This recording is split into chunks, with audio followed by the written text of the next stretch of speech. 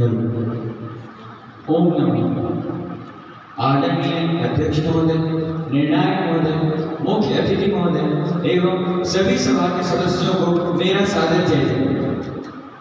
दुनिया में सब कुछ दो भागों में बटा हुआ है, यहाँ तक कि दुनिया खुद भी दो भागों में बटी हुई है। कैसे? शब्द में ही है, दू और निया।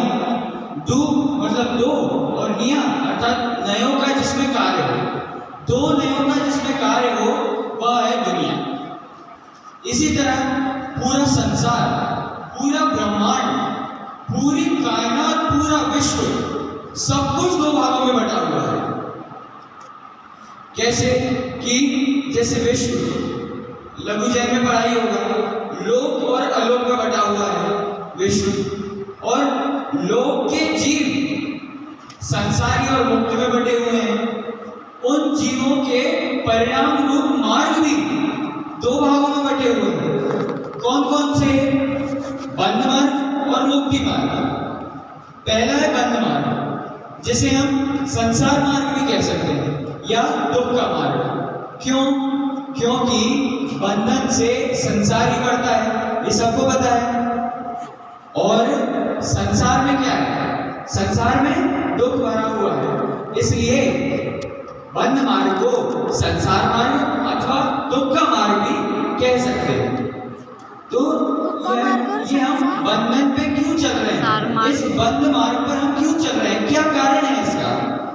हम अशुद्ध भाव करते हैं, इसलिए हम बंध मार्ग पर चल रहे हैं। तो ये अशुद्ध भाव क्या है? अशुद्ध भाव के दो प्रकार हैं, शुभ भाव और अशुभ भाव। शुभ भाव अर्थात मंद कषाय रूप भाव हो गया शुभ भाव, और अशुभ भाव तीव्र कषाय रूप भाव को अशुभ भाव कहते हैं। पूजन, भक्ति, प्रवचन, स्वाध्याय, दान आदि करने के भाव ये सभी शुभ भाव में आते हैं। और पांच भाव, सप्त व्यसन, इनके रूप भाव ये सभी अशुभ भाव में आते हैं। और क्या?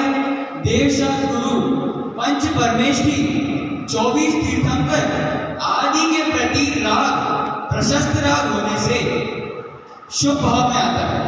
और परिवार, कुटुंबीजन, पंचेंद्रियों के विषयों में अपनापन करना, इनमें आकर्षण रखना, इनके प्रति आकर्षित होना, यह अप्रशस्त राग होने से अशुभ भाव है। और शुभ भाव से पुण्य बंद होता है, अशुभ भाव से पाप बंद होता है। परंतु है तो ये दोनों बंद के कारण ही। समय सार में भी उदाहरण है ना, सोने की बेड़ी और लोहे की बेड़ी वाला। तो सोने की बेड़ी हो चाहे लोहे की बेड़ी हो, बांधती तो दोनों है, संसार के कारण तो दोनों है ना, पुण्य हो चाहे पाप हो। ऐसे ही ये शुभ और अशुभ भाव, इन्हीं में कई अज्ञानी जीव इन्हीं में धर्म मानते हैं, और कुछ कुछ तो शुभ भाव को पुण्य बंध रूप मानकर इसको उपादेय, अच्छा और ग्रहण करने योग्य मानते हैं। और अशुभ भाव को बुरा, हेय क्यों मानते हैं? क्योंकि वो ये अज्ञानी जीव यह मानता है कि ये पाप बंध के कारण है, इसलिए अशुभ भाव को हेय मानता है।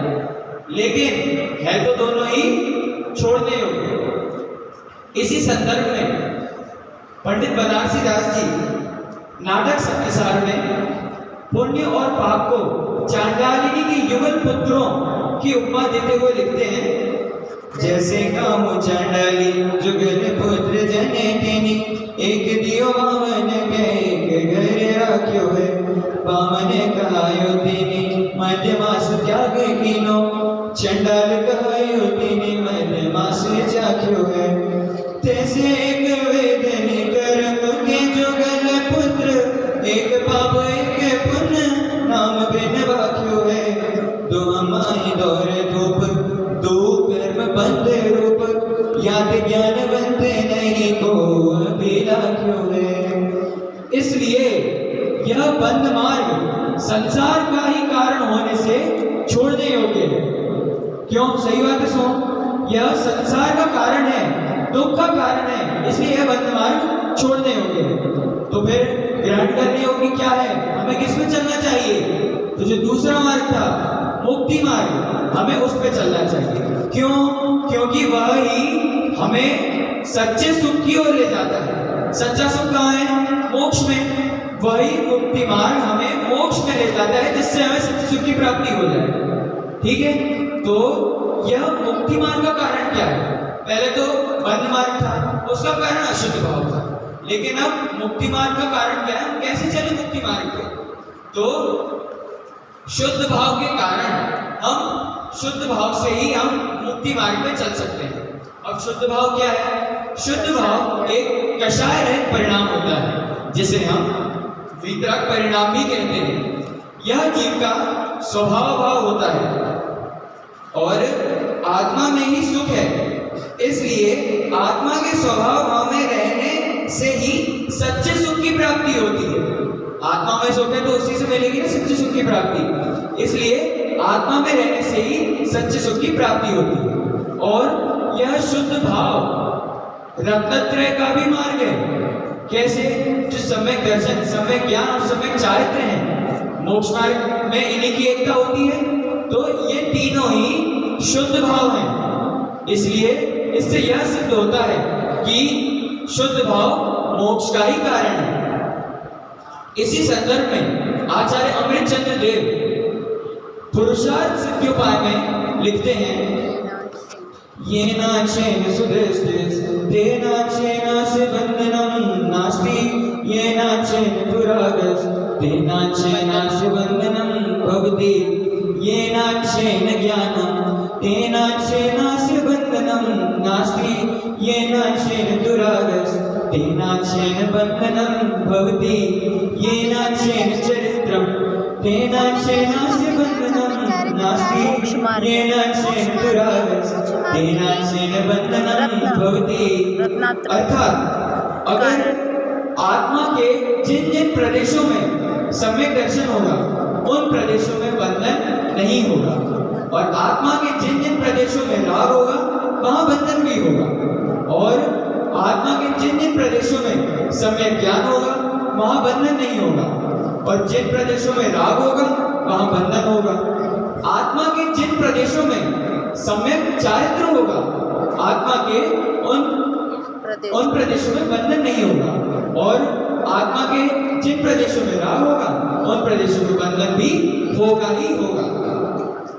इससे हमें यह समझ में आता है कि राग का मार्ग है बंध मार्ग, और राग रहित मार्ग है मुक्ति मार्ग। और राग कैसा भी हो, प्रशस्त हो चाहे अप्रशस्त हो, पंडित दौलतराम जी भी कहते हैं यह राग आग दहे सदा, क्या कि यह राग जलाने वाला ही है, भले चाहे कैसा भी हो, अच्छा हो चाहे बुरा हो।